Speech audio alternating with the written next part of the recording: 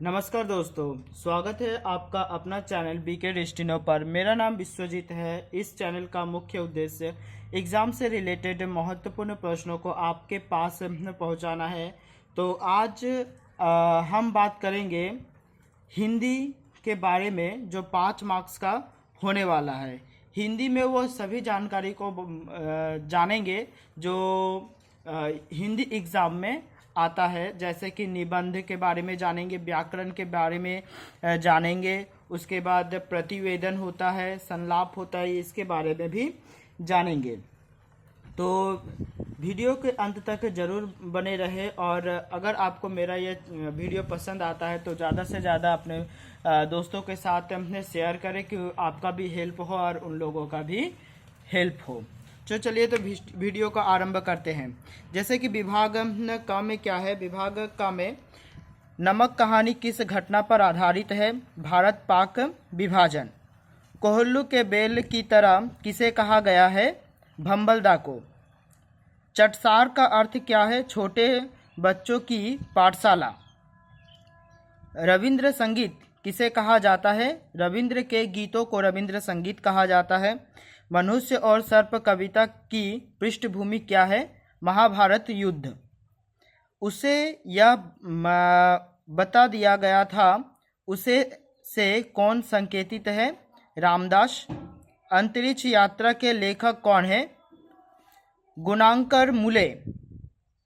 नौबत खाने में इबादत की विधा क्या है? व्यक्ति चित्र। लेखक ने नायाब हीरा किसे कहा है? सादिक हुसैन को। समास का शाब्दिक अर्थ क्या है? यह अर्थ क्या है? संक्षेप। जैन की माँ उसे कहाँ नहीं ले जाती थी? गिरिजाघर।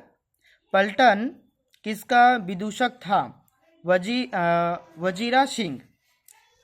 किसने धूमकेतु के शुभ अशुभ फलों का जिक्र किया? बाहिर मिहिर। देश प्रेम कविता की काव्य भाषा क्या है? खड़ी बोली हिंदी। नौरंगिया क्या सुनती रहती है? विविध भारती। उसके बाद नेक्स्ट देख लेंगे।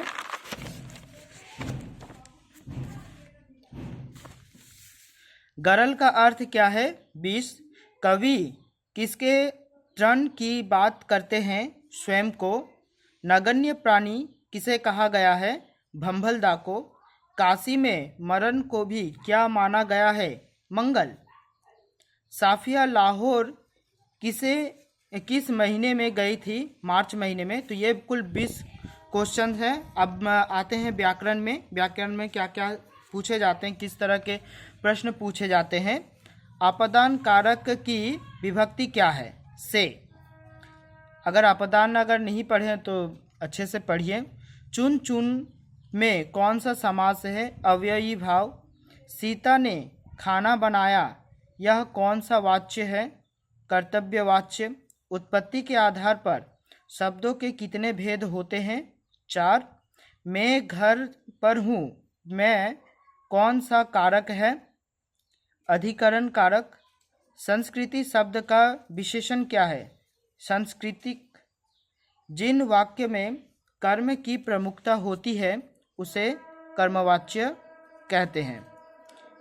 उत्तम पुरुष का बहुवचन कारक क्या है? हमारा। मोर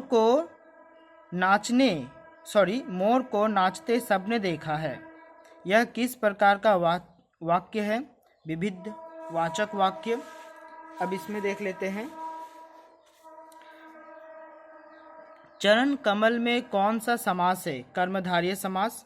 मुझे धूप अशुद्ध हो रही है, इस वाक्य में कौन सा वाच्य है? कर्तव्यवाच्य।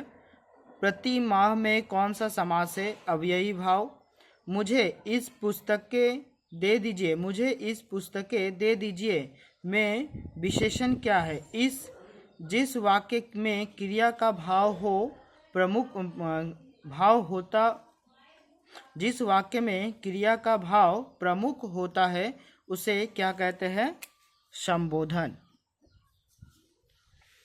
अब आते हैं 5 मार्क्स के कुल 5 मार्क्स के क्वेश्चन जो 5 ठो आने वाला है प्रत्येक खंड से। जैसे कि खंड 4 होते हैं, क, ख, ग और घ। प्रत्येक खंड से एक एक प्रश्न पूछे जाते हैं। ठीक है। जैसे कि धावत कहानी के आधार पर भंबलदा का चरित्र चित्रण करें। उसने कहा था, लहना सिंह के प्रेम के बलिदान की कहानी की समीक्षा करें। चप्पल कहानी, थोड़ा और, हाँ ये रहा। चप्पल कहानी के शीर्षक की सार्थकता पर परिचय करें। नौरंगिया श्रमिक युवती की गाथा है, स्पष्ट करें। नीड़ का निर्माण फिर कविता का मूल भाव अपने अपने शब्दों में लिखें। मनुष्य और सर्प पाठ के आधार पर कवि की भावनाओं को स्पष्ट करें। ये कुछ महत्वपूर्ण प्रश्न हैं। नेक्स्ट, नौरंगिया कविता का मूल भाव लिखें। धूमकेतुओं को अपनी जान से हाथ धोना पड़ता है, यह कैसा सिद्ध हुआ। मुहर्रम से बिस्मिल्लाह खां के लगाव को अपने शब्दों में लिखें।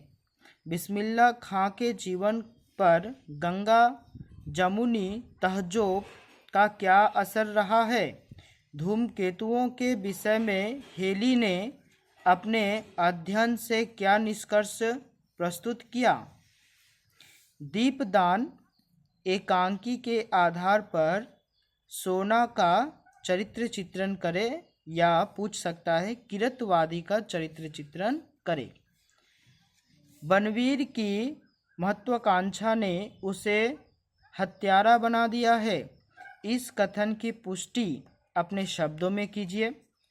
14 नंबर, दीपदान एकांकी के शीर्षक का औचित्य स्पष्ट करें। ठीक है। और 5 नंबर के उधर पूछ लिया 5 नंबर के 5 क्वेश्चन। ठीक है। जो 14 में से कुछ 5 क्वेश्चन इंपॉर्टेंट होने वाला है। अब विभाग 5 में देख लेते हैं, क्या ये भी 2 क्वेश्चन आएंगे जिसमें हम 5 क्वेश्चन सजेस्ट किए हैं। जोच अभी जारी है, कहानी के उद्देश्य को लिखें। तीसरी कसम कहानी के शीर्षक पर विचार प्रकट करें। कर्मनाश की हार कहानी के आधार पर भौरो पांडे का चरित्र चित्रण करें। कर्मनाशा की हार कहानी में उजागर की गई समस्याओं को अपने शब्दों में लिखिए। तीसरी कसम कहानी में हीरामन का चरित्र चित्रण कीजिए। यह तो चरित्र चित्रण बार बार ही आता है, इम्पोर्टेंट होने वाला है। अब देख लेते हैं निबंध में क्या क्या है। पुस्तकालय का महत्व, इंटरनेट वरदान या अभिशाप, नारी शिक्षा का महत्व, राष्ट्रीय एकता, समय और उसका सदुपयोग, यदि मैं शिक्षक होता, बेरोजगारी की समस्या, मेरा प्रिय खेल। ये कुछ निबंध है, 8 निबंध है। ठीक है, कुछ भी तैयारी कर सकते हैं। अब प्रतिवेदन में क्या क्या पूछ सकता है।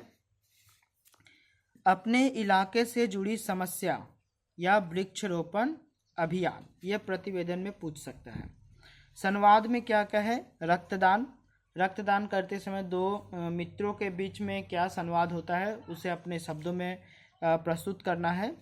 फिर मोबाइल फ़ोन की अच्छाई और बुराई विषय पर 2 मित्रों के वार्तालाप लिखिए। ये कुछ महत्वपूर्ण प्रश्न होने वाले हैं।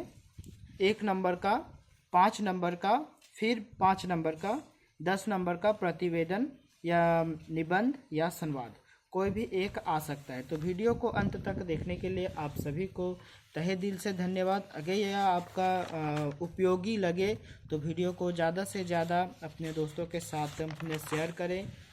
वीडियो को अंत तक देखने के लिए धन्यवाद। जय हिंद।